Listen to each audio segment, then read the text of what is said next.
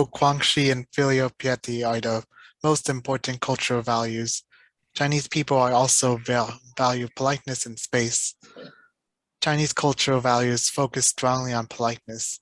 In the article China's Traditional Cultural Values and National Identity, Li Hua in 2013 says that courtesy is about sticking to rules and maintaining respect. This cultural value was described to have come from Confucius. Scroop and Evison had to explain that relationships are maintained through having manners and displaying manners. Besides honorifics, people will use courteous words such as please and thank you to show etiquette. Scroop and Evison mentioned that politeness can help reduce the distance between people and help form relationships. However, there are times where actions are more impactful than words. They give an example of how Chinese people will pour tea for everyone at the table before serving themselves, but may not say, excuse me, though it might be a little contradicting. It is a general rule that people appreciate polite actions more than verbal manners. Not showing politeness can lead to someone losing face, as we have mentioned earlier. Groth 2020 describes face as one's self-image when one does something that is viewed as bad. Their reputation is harmed in this case. Politeness can influence how people are seen and impact how people act on one another. The value of space can be seen in China as well. Space in China is very limited due to overpopulation. Group and Evison described that people tend to not mind sharing their personal space in crowded areas, though space is preferable by most. In a public setting, people are pretty open, unlike in America. Chinese people can be seen having loud conversations, singing and dancing, or even exercising in public areas. From an American point of view, it might seem rude for people to openly have conversations. However, that is the norm in China. Besides these two concepts, people also value tradition. Amy will address this in the next few slides. People also value tradition. You can see this through the rituals and celebrations of Lunar New Year's. According to Ting's 2021 article called Chinese New Year 2022, Food, Legends, Traditions, FAQ, Chinese culture is Lunar New Year's is a festival that was first celebrated 3,500 years ago in the Shang Dynasty. Chinese people have myths regarding the legend of Nan, a beast who preyed on livestock and human flesh. Nan was described to fear loud noises and bright lights and hated the color red. Though the holiday was celebrated thousands of years ago, Chinese families still do rituals and prepare for the holiday in today's society. Ting describes that every year on February 1st, Chinese families will gather to commemorate their ancestors, decorate their house in red cloth, eat traditional food, do sacrificial rituals for their ancestors, read fortunes for zodiac signs that year, give out red envelopes called Lai Si, and watch the lion dragon dance. Holiday celebrations such as Lunar New Year's explain how people value tradition. This indicates that Chinese culture is past-orientated. According to Groth 2020, long-term orientated cultures are described to have customary ways of doing something and emphasize persistence. Though this holiday originated centuries ago, people still gather to do ritualistic and ceremonial activities with their families in modern society. Furthermore, reading zodiacs and fortunes annually proves that Chinese culture is a long-term oriented culture. As we have mentioned earlier, people will gather every Lunar New Year's to read fortunes with their families and celebrate the animal that is represented that year. If you are born in a specific year, there's an animal to represent you. For example, 2022 is the year of the tiger. Anyone who is born on or after February 1st, 2022 has a tiger zodiac.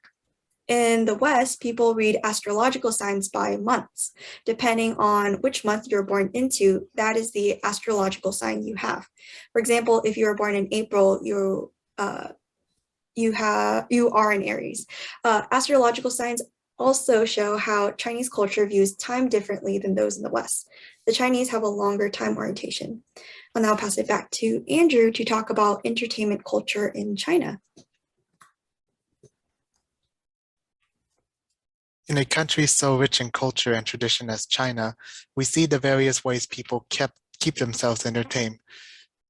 According to Gion 2021 article called Entertainment in Ancient China, Chuwan is a ball game that was popular in the Song dynasty and was similar to golf. Also, Suzhou, on the other hand, is similar to football and was popular in the Warring States from 475 to 221 BC, where it was used to train soldiers. Operas were musical performances that were enjoyed by many, especially those in the upper class. There are 5 different branches of traditional Chinese opera: Beijing opera, Yuehu Wangmei, Pingwu, and Yu opera in the photo to the right. You can see the Beijing opera actress adjusting her makeup. Storytelling was a way for lessons to be passed on. In this 2015 article, The World of Chinese Fictional Narrative, Content, Characters, and Social Impact, Leontovich says, quote, "It constitutes a complex model of the world with a detailed context of interaction and a dense network of connections between characters, reflecting the history of the most ancient civilization on the planet," end quote. It's a well-known fact that we learn so much about a culture through their folklore and stories. Stories that pass from one generation to the next, and some folklores such as legends of Neon are still being told to children today. Gion had also described that there were a lot of musical instruments used in ancient China. The image on the slide is a woman playing the guzheng. The guzheng has 16 to 25 strings with movable bridges. Other instruments that were used were the daizo, shao, and yanqin were popular as well. One thing I think we should bear in mind is that because most people had to work and earn a living, for people to devote time playing an instrument meant that they were in the upper class. Instruments were usually reserved for the more elite to enjoy. Lower class people are usually willing to work for their families. Cricket fighting is enjoyed by many traditionally. This was done in a ceramic bowl where the owner would use a grass stalk to incite them to fight. In ancient times, kites were used to send messages in the military. In the Eastern Zhou dynasty, during the Song dynasty, kite flying was used for personal enjoyment. Though these forms of entertainment are enjoyed in China, it still explains how culture can affect what people view as entertaining. Omar will now talk about the entertainment industry today.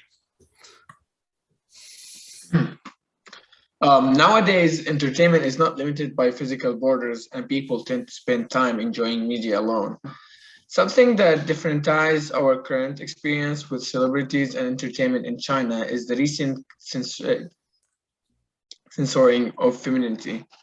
A big problem that Davidson and Nye 2021 brings up in their article called Chinese Celebrities Warned Over Morality and Cultural Crackdown.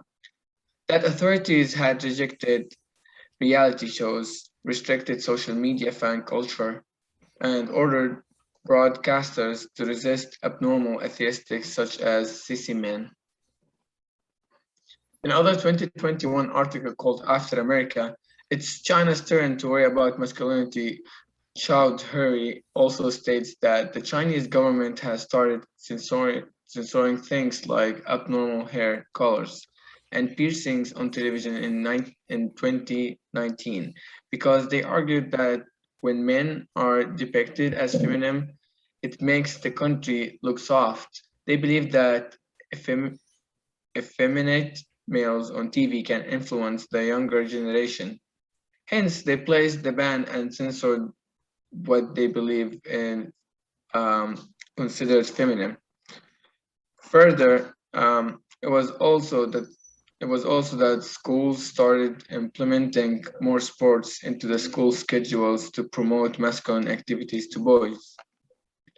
The image on the slide shows a few members of a boy group called Into One attending a YSL event on May 13, 2021 in Shanghai. The government would argue that they have makeup on, hair that is dyed, lipstick. One of their shirts says love, and the fact that they are promoting purses is something considered feminine, though this was the norm a couple of years ago before. This proves how culture can affect certain aspects of people's lives.